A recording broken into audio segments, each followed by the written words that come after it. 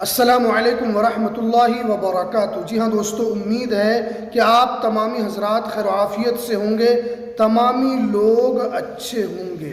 पूरे भारत में मकान सर्वे शुरू। इन 5 तरह का मकान सरकार के अधीन चला जाएगा। अपने मकान को ऐसे बचाएं।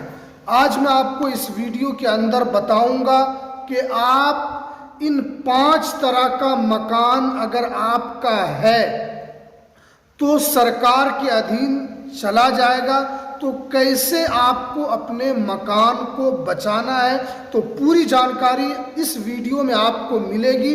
तो इसलिए इस वीडियो को पूरा ज़रूर देखें, वीडियो को स्किप बिल्कुल ना करें, वरना आपको पूरी जानकारी समझ में नहीं आएगी कि कौन सा मकान जो सरकार के अधीन चला जाएगा।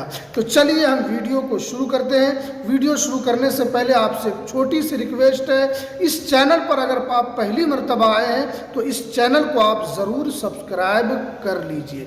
देखिए, आपको पता है कि पूरे भारत के अंदर सरकार के द्वारा मकान सर्वे शुरू है, और सरकार जो मकान सर्वे जो कर रही है उससे काफ़ी लोग परेशान भी हैं कि क्या हमारा मकान सरकार के अधीन चला जाएगा, कौन सा मकान सरकार के अधीन जाएगा। देखिए, सबसे पहले ये भी जानना ज़रूरी है कि पूरे भारत में इस वक्त जनगणना भी शुरू है, यानी भारत सरकार जो है वो जनगणना भी करा रही है और साथ साथ में मकान सर्वे भी करा रही है। देखिए, सरकार का क्या कहना है, मकान सर्वे जो हो रहा है, सरकार ने क्या कहा है? सरकार ने साफ कहा है कि मकान सर्वे से उन लोगों को, उन व्यक्ति को फ़ायदा होगा जो झुग्गी झोपड़ियों में रहते हैं, जिनके सर पर छत नहीं है, जो बगैर छत पर रहते हैं, जिनके पास अपना कोई मकान नहीं है, सरकार उनको मकान देगी। लेकिन आपको पता होना चाहिए कि सरकार जो कहती है वो उतनी बात को वो मुकम्मल नहीं करती है। आपको पता है कि बिहार में भूमि सर्वे शुरू हुआ था। सरकार ने क्या कहा था? सरकार ने यही कहा था कि जो भूमाफिया है, जो गरीब मजदूर के ज़मीन पर कब्जा किया हुआ है, सरकार उस ज़मीन को उन भूमाफिया से मुक्त कराएगी और जिनकी ज़मीन है उनको दे दी जाएगी।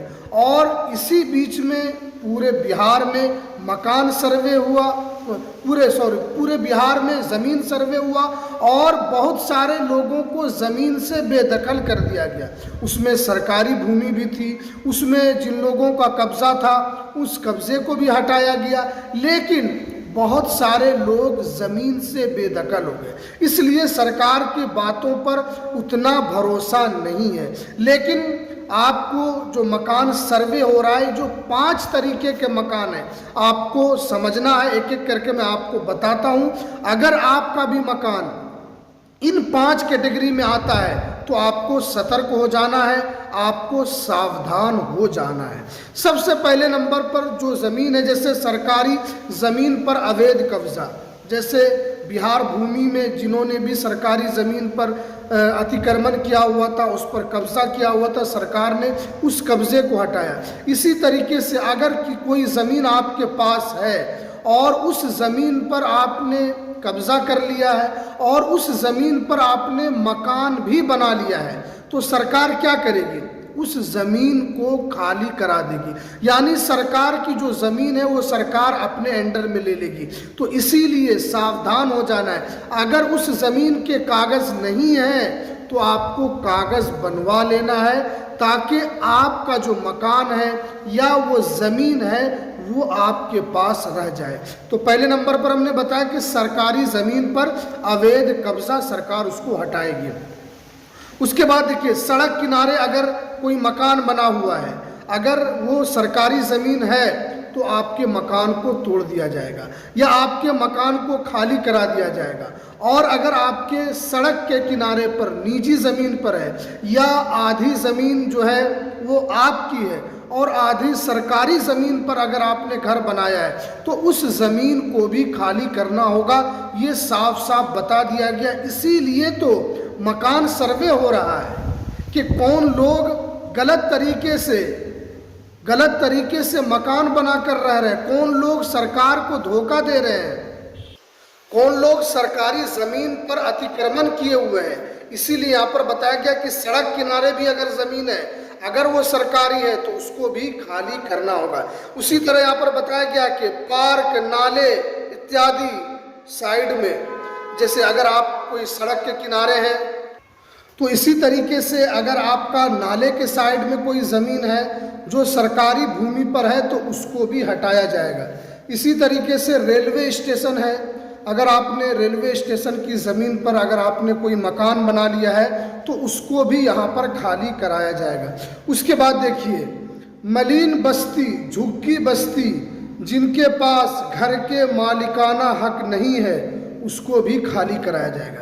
जैसे आप देखते हैं कि दिल्ली वगैरह में झुग्गी झोपड़ी में लोग रहते हैं, या अपने देहात में भी रहते हैं, या बहुत सारे जगह पर ऐसे हैं जहाँ पर वो झुग्गी झोपड़ी बनाकर रहते हैं, लेकिन अगर उस ज़मीन का मालिकाना हक उनके पास नहीं है, वो ज़मीन उनकी नहीं है, या वो ज़मीन कोई अवैध तरीके से आप रह रहे हैं, तो वो ज़मीन भी आपको खाली करनी होगी। यहाँ पर साफ साफ बता दिया गया है। उसके बाद देखिए, वो बस्ती जो पुनर्वास के लिए रखी गई है, जैसे कोई ज़मीन है, आप पहले से वहाँ पर रह रहे हैं, लेकिन सरकार ने फिर से उस जगह को बसाने के लिए बताया है कि इस ज़मीन को फिर से बसाया जाएगा, लेकिन अगर आप पहले से गलत तरीके से रह रहे थे तो उस मकान को भी खाली करना होगा, क्योंकि सरकार जो है वो आपको अलाउ नहीं की है। आप पहले से अवैध तरीके से वहाँ पर रह रहे थे, हालांकि सरकार ने पुनर्वास के लिए उस ज़मीन को चुना है, लेकिन आप अवैध तरीके से रह रहे थे, तो ऐसे मकान को भी, ऐसे ज़मीन को भी यहाँ पर छोड़ना होगा। उसके बाद देखिए, खतरनाक मकान, जो मकान गिरने की हालत में है, जो लोगों के लिए खतरा बना हुआ है, ऐसे मकान को भी खाली कराया जाएगा। देखिए, बहुत सारे लोग क्या करते हैं, मकान तो बना देते हैं, लेकिन वो मकान बनाकर कहीं दूसरी जगह जाकर रहने लगते हैं, लेकिन उनका जो मकान है वो इस हालत में नहीं रह होता है कि वो फिर से उस मकान में रह सके। वो मकान कभी भी गिर सकता है, या उसका आधा छत गिर सकता है, या छत का कोई हिस्सा उस पर गिर सकता है। जब अधिकारी आएंगे तो आपके मकान को भी देखेंगे कि आपका जो मकान है वो रहने की स्थिति में है या नहीं है, या आप उस मकान में रह रहे हैं और आपकी जान को खतरा है, तो अधिकारी जो है वो इस चीज़ को भी देखेंगे। तो इसलिए अगर ऐसे मकान है तो आपको उस मकान को भी खाली करा दिया जाएगा और कहा जाएगा कि आप फिर से इसको बनाएं ताकि जो खतरा है वो टल जाए। उसके बाद देखिए, यहाँ पर बताया गया है कि ऐसे मकान जो लोगों के लिए खतरा है उस मकान को भी खाली कराया जाएगा। उसके बाद देखिए, बिना नक्शा पास कराए मकान नगर निगम या नगर पालिका से पास नहीं है तो ऐसे मकान को भी खाली कराए। यानी अगर आपने कोई मकान बनाया है तो आपको सबसे पहले उस मकान को पास करा लेना है अपने नगर निगम जाकर या नगर पालिका जाकर। अगर आपके यहाँ नगर निगम है तो नगर निगम चाहिए, और उस मकान का क्या है, आपको नक्शा बनवा लेना है, क्योंकि आपने जो मकान बनाया है वो बगैर नक्शे का बना है, इसीलिए आपको उस मकान का नक्शा भी बनवा लेना है। उसके बाद देखिए, सार्वजनिक जगह जैसे रास्ते, सड़क चौड़ीकरण की वजह से या नहर इत्यादि, यानी कोई ऐसी जगह है जहाँ पर जो सार्वजनिक जगह है, अगर आपने उस जगह मकान बना लिया है तो ऐसे मकान को भी खाली करना होगा। जैसे रास्ते वगैरह पर आपने बना लिया है तो उसको भी खाली करना होगा। सड़क चौड़ीकरण, इसमें भी आपको मकान खाली करना होगा। जैसे बहुत सारे जगह पर क्या होता है कि सड़क को चौड़ा किया जाता है, आपको उस चौड़ेकरण की वजह से अगर आपकी ज़मीन उस सड़क में आती है तो आपको उसका मुआवजा दिया जाएगा, उससे आपको बढ़ाकर मुआवजा दिया जाएगा, तो ऐसे मकान को भी खाली कराया जाएगा। जैसे नहर वगैरह पर कोई मकान बना लेते हैं तो ऐसे मकान को भी खाली कराया जाएगा।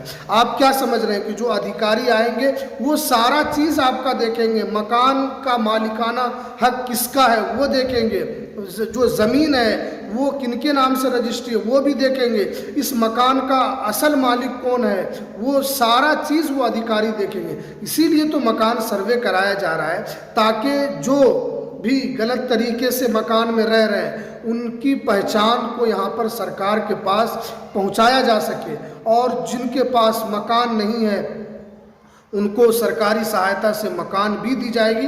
ये सरकार ने साफ कहा कि ताकि जो सरकारी योजना का जो वितरण है वो सही तरीके से गरीब परिवार तक, जो अनाथ है, जो मकान नहीं बना सकते हैं, जो झुग्गी झोपड़ी में रहते हैं, उन तक मकान पहुंच सके, ये सरकार ने साफ साफ कर दिया है। तो ये कुछ जानकारी जो अगर आपका इस तरीके का मकान है तो आपको सावधान हो जाना है, आपको सतर्क हो जाना है। अगर आपको ये वीडियो पसंद आए तो इस वीडियो को ज़रूर लाइक कीजिए, शेयर ज़रूर कीजिए।